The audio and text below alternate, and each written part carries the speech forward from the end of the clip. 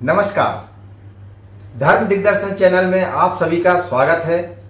मैं हूं योगाचार्य राम कृपाल यादव और यहाँ उपस्थित हैं इस शहर के जाने माने कर्मकांडी पुरोहित और पंडित महेश चंद्र चतुर्वेदी जी, जो आज बताएंगे आपको कि पुरुषोत्तम मास में कैसे दीपदान किया जाता है। तो आपका बहुत बहुत स्वागत है पंडित जी महाराज जी, नमस्कार। और आप इस पर थोड़ा सा हमें बताएं कि कैसे दीपदान किया जाए। जी, सभी भक्तों को मेरा नमस्कार। देखिए, आपका जो प्रश्न है बड़ा ही उत्तम प्रश्न है। आपने पूछा कि पुरुषोत्तम माह है, मैं क्या करना चाहिए, और विशेष तौर पे आपने पूछा दीपदान। देखिए, आपको बताएं, दीपज्योति ज्योति परब्रह्मा, दीपज्योति ज्योति जनार्दना, दीपो हरत में सर्व पापम, पूजा दीप नमोस्ते, संध्या दीप नमोस्ते, प्रातः दीप नमोस्ते। हम दीप नारायण बोलते हैं। देखिए, जो यह पुरुषोत्तम माह है, ये जो माह है, इसके अधिष्ठात्र देवता हमारे भगवान श्री हरि नारायण और वृंदावन बिहारी लाल श्री कृष्णचंद्र जी महाराज हैं। तो यह पुरुषोत्तम माह है, बड़ा ही उत्तम माह है, और इस माह में किया हुआ व्रत, दान, पूजन, यह आपको अनंत गुना फल देने वाला है। चलिए हम विशेष गौर करते हैं दीपदान पे। देखिए कि आपको बताएं, जो दीपदान का विधान है जी, यह ग्रंथों में बहुत ही बृहद तरीके से बताया गया है किस तरीके से करना चाहिए, लेकिन सभी लोग जिस तरीके से कर सकें मैं वैसा आप सबके सामने भाव प्रकट करूंगा। देखिए, दीपदान तो सबसे पहले किसी तीर्थ में करने का विधान है। हमें किसी तीर्थ में जाकर के दीपदान करना चाहिए, लेकिन हर एक व्यक्ति अपने घर में रहता है, लेकिन जहां पर तुलसी लगी हो उस स्थान को भी हम तीर्थ बोलते हैं, क्योंकि वृंदा का जो वृक्ष जहां लगे हैं और वृंदा का जहां वन है, जहां बहुत सारी तुलसियां लगी हैं, वही वृंदावन है। तो आप सबके घर में, जो हम सनातनी हैं, हम सबके घर में वृक्ष रहेगा तुलसी माँ का, तो वह हमारा धाम है। तो हम जब दीपदान करें तो मेरा आप सबसे अनुरोध है कि सभी लोग तुलसी महारानी के सामने सम्मुख विराजमान हो और उनके सामने बैठ करके किसी धातु का दीपक लें, जैसे कि सामर्थ्य अनुसार स्वर्ण, रजत, तामा, कुछ नहीं है तो मृतिका, और नहीं तो हम आटा गूंथ करके आटे का भी दीपक बना सकते हैं। और उस दीपक को हम बना करके, शुद्ध देशी गाय का घी होना चाहिए। देखिए, आजकल का मिलावटी घी, इन सब से हमें बचना चाहिए और हमें शुद्ध देसी घी का प्रयोग करना चाहिए जो गौ माता का हो, क्योंकि हमारे भगवान की प्रिय चीजें जुड़ती जा रही हैं। याद रखेंगे, सबसे पहले तुलसी महारानी, दूसरी गौ माता। तो तुलसी महारानी के सामने और गौ माता के द्वारा हमें जो आशीर्वाद स्वरूप प्राप्त हुआ, उनका गौघृत, इनको रखेंगे, सुंदर सी बत्ती बना करके, और उनके सामने विराजमान हो जाएंगे और तीर्थ का स्मरण करेंगे कि हम किसी तीर्थ में विराजमान हैं, और राधा कृष्ण भगवान का स्मरण करेंगे। अपने हाथ पर दीपक रखें। देखिए, ब्राह्मण देवता हो तो संकल्प पढ़ देते हैं दीपदान का, नहीं, हम स्वयं से संकल्प कर सकते हैं। हाथ में दीपक रखें, दीपक के साथ में हम कुछ फल, पुष्प, पत्रम पुष्पम फलम तोयम, जो भी आपको उपलब्ध हो आप ले सकते हैं, और मन में स्मरण करें कि इस पुरुषोत्तम माह में हम भगवान नारायण, श्री वृंदावन चंद्र, श्री कृष्ण भगवान के निमित्त हम यह दीप प्रदान करते हैं, उनके चरणों में अर्पित करते हैं। ऐसा मन में भाव बना करके वह दीपक तुलसी के पास में रख दें और तुलसी महारानी से हम प्रार्थना करें कि जिस तरीके से आपने इस पुरुषोत्तम माह के ऊपर कृपा की है, यह कृपा हम सब पे करें।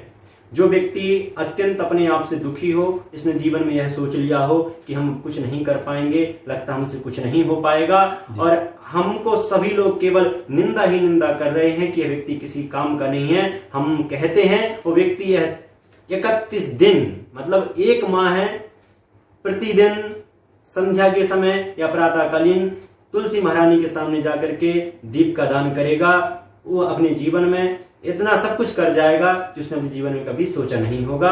और इसके बहुत सारे विधान हैं और हम आप सबसे कहना चाहते हैं कि समय निकाल करके दीपदान अवश्य करें। पंडित जी महाराज, एक और क्वेश्चन मैं चाह रहा था, प्रश्न था मेरे मन में जी जी बताएं। कि इसकी पुरुषोत्तम माह की क्या विधि है इसको करने की, जी। इस मास में कैसे ये व्रत किया जाए, इसके बारे में थोड़ा विस्तार से बताएं। जी जी देखिए, आपको बताएं, जिस तरीके से आपने पूछा है, जब कहते हैं भगवान शिव और पार्वती दोनों विराजमान थे और माता पार्वती ने भी भगवान शिव से प्रश्न किया था कि आप इस व्रत के बारे में विधान बताइए। तो देखिए, व्रत तो वह होता है कि हमें अन्न ना खाएं हम तो हम व्रत हैं, ऐसा नहीं है। आपको बताएं, अगर हमारा मन शांत नहीं है, हमारी वाणी शुद्ध नहीं है और हमारे मन में उत्तम विचार नहीं आ रहे हैं, तो आप भले ही अन्न ना खाइए, वह व्रत आपका नहीं माना जाएगा। व्रत में अन्न इसलिए छोड़ा जाता है कि अन्न के खाने से व्यक्ति के अंदर प्रमाद आता है, अन्न के खाने से व्यक्ति के अंदर क्रोध आता है, अन्न के खाने से व्यक्ति के आलस इस सब में डूब जाता है, तो वह अच्छी तरीके से पूजन पाठ इत्यादि नहीं कर पाता। सबसे पहले अन्न छोड़ना है, हमें फल का सेवन करना है। और तेल में जो चीज तल दी जाती है वह फलाहार के योग्य नहीं होती है। तो बिना तेल में तली हुई हम शुद्ध देसी गाय का घी से तल करके और विभिन्न प्रकार के फलाहार की सामग्री हैं, वो सब जानते हैं आप सब लोग। उबली हुई चीजें ज्यादा, जी जी जी जी उबली चीजें गरिष्ठ ना हो, उन सब चीजों का पान करना है जिससे हमारा मन एकाग्र है। और ओम नमो भगवते वासुदेवाय मंत्र का प्रतिदिन आपको हर एक तिथि के अनुसार अगर जप करें तो बहुत अच्छी बात है। प्रथमा तिथि है, पहली तिथि है तो हम 1 माला, दूसरी तिथि में 2 माला, ऐसे हमें बढ़ते क्रम में जप करना चाहिए। आज जौन सी तिथि है उस तिथि के अनुसार हमें जप अपनी बढ़ाते जाएं। जैसे कि आज हमारी षष्ठी तिथि है तो हम षष्ठी के दिन हमको 6 माला ओम नमो भगवते वासुदेवाय मंत्र का जप करना चाहिए। और सायंकालीन हमें भगवान किसी नारायण या कृष्ण के मंदिर में जाकर के नाम संकीर्तन करना चाहिए। और हमें इतना याद रखना चाहिए कि व्रत के दौरान हमें किसी भी व्यक्ति का हमारे द्वारा या हमारे घर का सदस्य हो या बाहर का हो, उसके वो दुखी नहीं होना चाहिए, उसकी आत्मा को कष्ट नहीं होना चाहिए। 18 पुराणेषु व्यासस्य वचनद्वयम् परोपकाराय पुण्याय पापाय परिपीडनम्। किसी दूसरे की आत्मा को कष्ट देने से बड़ा कोई पाप नहीं है। व्रत में विशेष ख्याल रखने वाली बात है जी, किसी को कष्ट ना पहुंचे ऐसे। जी जी जी मैं एक और प्रश्न हमारे मन में उठ रहा था जी, कि कैसे इसका समापन किया जाए, इस व्रत को कैसे हम इसका चलिए आपको अब चलते चलते ये भी बता देते हैं। देखिए, यह व्रत जो है ना 1 माह का होता है, जो हमारे अश्विन शुक्ल पक्ष प्रतिपदा से प्रारंभ होता है जी। और फिर जाकर के अश्विन कृष्ण पक्ष में जब हम पूरा व्रत करते हैं तो उस समय पर क्या होता है कि देखो, हमें किसी तीर्थ में नहीं है तो हमें किसी मंदिर पे पहुंचना चाहिए जहाँ पे तुलसी का वृक्ष हो, नारायण भगवान विराजमान हो, कृष्ण भगवान का मंदिर हो। वहां पे जाकर के हमें भगवान की षोडशोपचार पंचोपचार पूजन करनी चाहिए। किसी ब्राह्मण को बुला करके सुपात्र को दान करना चाहिए। कुछ दान का विषय है कि हम अन्न छोड़ देते हैं 1 माह के लिए, फिर हमें क्या है कि जब किसी चीज को दोबारा से पान करना है तो उस चीज का हमें दान का विधान है। तो शुद्ध गाय के घी से बनते हैं मालपुए और उन मालपुओं को हम बनाते हैं, जितने दिन होते हैं उतने दिन के हिसाब से बना लेते हैं। हमारे 31 दिन व्रत चला तो 31 मालपुए बनाएंगे। एक सुंदर थाल में जो भी श्रद्धा हो, जिस तरीके की हम थाल ले सकते हैं उस थाल में रखना चाहिए। पत्रम पुष्पम फलम तोयम इत्यादि कुछ भी रख करके और हमें उस चीज का संकल्प करके और हमें किसी सुपात्र ब्राह्मण को दान करना चाहिए। और भगवान का मन ही मन यह चिंतन करना चाहिए, भगवान इस माह में हमसे अगर कोई अनजाने में गलती हो गई हो तो हमें क्षमा करें और हम आपकी चरण शरण में हैं। इस तरीके से हमें दान का विशेष महत्व है कि लास्ट में हमें किसी थाल में रख करके, वो चाहे कांसे की हो और पीतल की है, तांबे की है, जिसको भगवान जिस तरीके से रखे और उसमें अन्न रख करके हमें दान करना चाहिए। इस तरीके से पुरुषोत्तम विभिन्न चीजें हैं, लेकिन मैंने थोड़े आम तौर पे बताया कि साधारण तरीके से सब लोग कर सकें। आपने बहुत सुंदर तरीके से महाराज जी आपने वर्णन किया इस व्रत का, दीपदान का हो, चाहे विधि का हो, चाहे समापन का हो, और बहुत बढ़िया आपने बताया। आपका बहुत बहुत धन्यवाद।